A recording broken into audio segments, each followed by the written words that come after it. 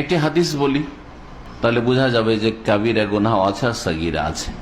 প্রিয় মুহাম্মদ রাসূলুল্লাহ সাল্লাল্লাহু আলাইহি ওয়াসাল্লামের হাদিস সহিহ বুখারী মুসলিমে রয়েছে, as-সালাওয়াতুল খামস, 5 ওয়াক্ত নামাজ যারা পড়ে, 5 ওয়াক্ত নামাজ যারা পড়ে, তাহলে কত পড়তে হবে?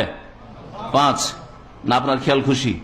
কোনদিন 5, কোনদিন 4, হ্যাঁ, কোনদিন 3, কোনদিন 2, কোনদিন পড়লেন না, কখনো ছেড়ে দিলেন, 2-3 দিন ছুটলো, হ্যাঁ, ফজর পড়লেন না, ধরে নিয়েছেন, অভ্যাস ধরে নিয়েছেন যে সারা জীবন 4 পড়বো, আর ফজর পড়লে সূর্য ওঠার পরে পড়বো, ডিউটি যাওয়ার সময় তার আগেখানে একটু পড়ে নিব না, এভাবে নামাজ কবুল হবে না।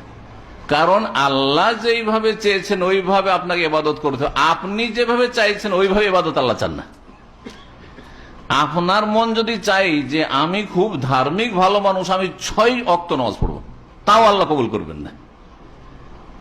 যখন আল্লাহ বেশিটাও কবুল করবেন না, তো আপনি কম করবেন, ওটাও আল্লাহ কবুল করবেন না। ভালো করে শুনে রাখেন।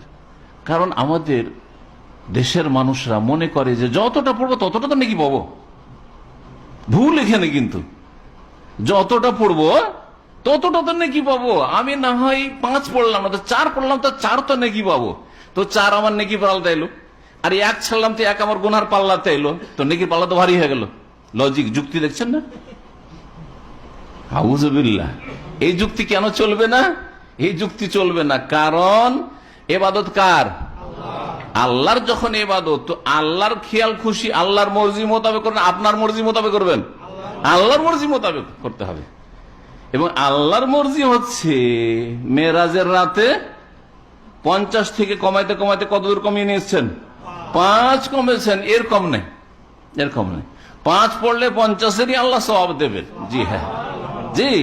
তাহলে যারা 5 পড়েন বলেন আলহামদুলিল্লাহ, কারণ যে 5 পড়ছেন অটোমেটিকলি আপনার 50 হচ্ছে। আপনাকে বলতে হবে না যে আল্লাহ আমি যে 50 পাবো, এমনিতে 50 হচ্ছে 5 পড়লে। আর যদি 4 পড়েন, তো আপনি মনে করেন যে 4-10-এ 40 পাবো, 4ও পাবেন না। আপনি ভালো করে শুনে রাখেন।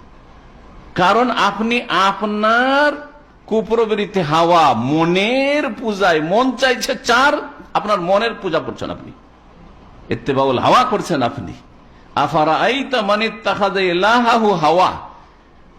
আল্লাহ বলছেন যে হে নবী, তুমি কি চেনো ওই লোকগুলিকে?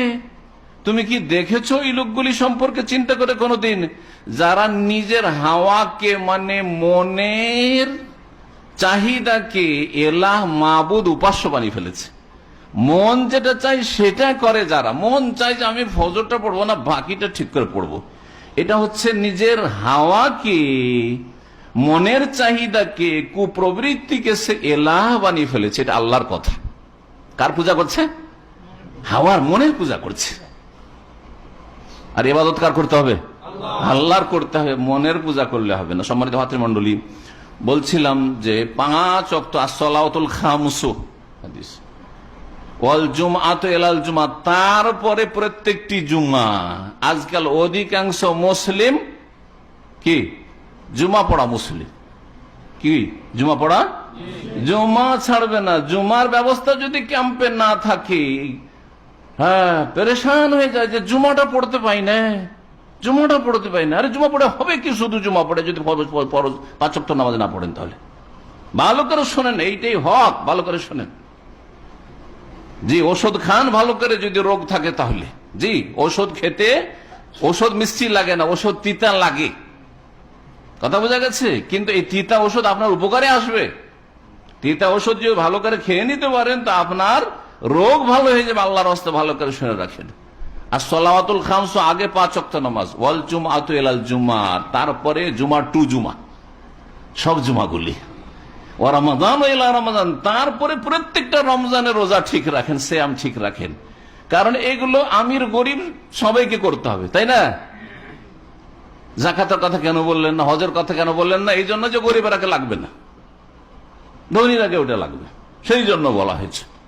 মুকাফিরাতুল লিমা বাইনাহুন্না, এর মাঝখানে যেই গুনাহগুলি হবে এগুলির মোচনকারী, কাফারা হয়ে যাবে।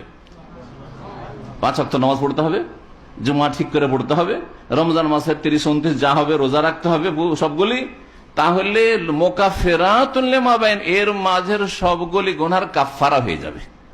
শর্ত। গুনাহ মানে চুরি, ডাকাতি, বেঈমানি, আত্মসাৎ, হ্যাঁ, আর বুলুফিলি সব মাফ হয়ে যাবে?